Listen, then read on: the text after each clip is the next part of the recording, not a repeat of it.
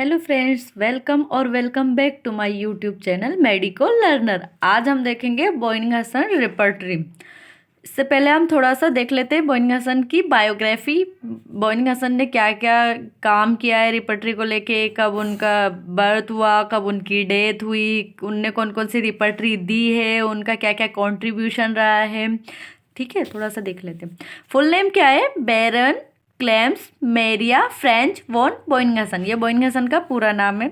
Birth उनका कब हुआ था? 12 मार्च इन नीदरलैंड में हुआ था 1785 में। कब हुआ था? 12 मार्च 1785 इन नीदरलैंड आपको याद रखना है।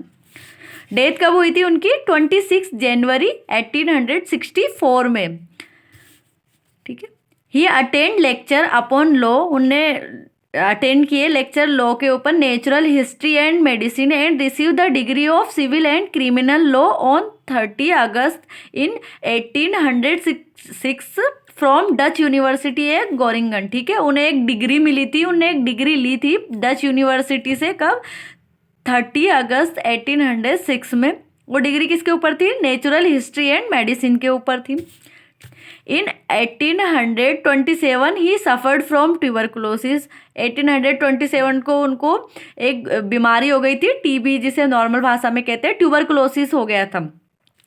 After that doctor V give pulsatilla, he was cured this remedy. इसके बाद में उनके एक फ्रेंड थे, उनका नाम था डॉक्टर वी, उनने उन्हें पल्सेटिला रेमेडी दी थी जिससे वो क्योर हो गए थे।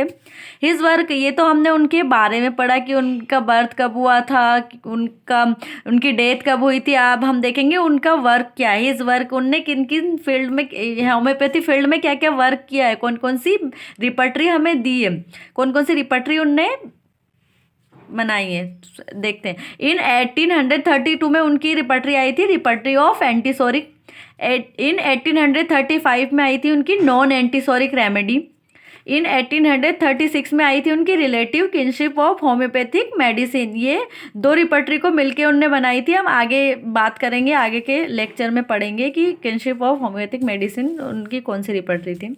इन 1846 में उनकी बीटीपी भी आई थी। ये सबसे अच्छी रिपर्टरी मानी जाती है, बोइंगहसन थेराप्यूटिक पॉकेट बुक, इसका फुल नेम है। ये भी हम आगे क्लास में देखेंगे। अब उनके, ये तो हो गई उनके वर्क की बात, उनने कौन कौन सी रिपर्टरी दी थी। इसके बाद हम बात करेंगे बोइंगहसन कॉन्सेप्ट ऑफ टोटलिटी। थोड़ा सा रिवाइज कर लेते हैं, ये ऑर्गेनन का भी पार्ट है।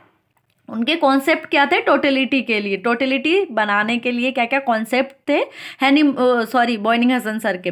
सबसे पहले बात करेंगे क्विज। क्विज का मतलब होता है पर्सनैलिटी, क्विड का मतलब होता है डिसीज, यूबी का मतलब होता है सेट ऑफ द डिसीज, क्यूबिस ऑक्जिलस का मतलब होता है अकम्पनिंग सिम्टम, क्योर का मतलब होता है कॉजेस ऑफ डिसीज, कि किस कॉज के कारण डिसीज हो रही है, कौन सा कॉज है जो डिसीज पैदा कर रहा है। क्वेमेडो का मतलब होता है मॉडलिटीज। मॉडलिटीज में एग्रावेशन एम्लियोरेशन दोनों आते हैं। एग्रावेशन का मतलब है पेशेंट की किस चीज़ से पेशेंट की तकलीफ बढ़ रही है, और एम्लियोरेशन का मतलब है कौन सी चीज़ से पेशेंट को आराम मिल रहा है, क्या करने से पेशेंट की तकलीफ बढ़ रही है और क्या करने से पेशेंट को आराम मिल रहा है। क्वेंटो का मतलब होता है टाइम। नेक्स्ट वीडियो में मैं बात करूंगी बोइंगहसन की रिपर्टरी ऑफ एंटीसोरिक रेमेडी की बात करेंगे हम। ये तो थोड़ा सी बायोग्राफी देखी हमने बोइंगहसन सर की। अगर आपको मेरा वीडियो अच्छा लगा हो तो like share subscribe. Thank you.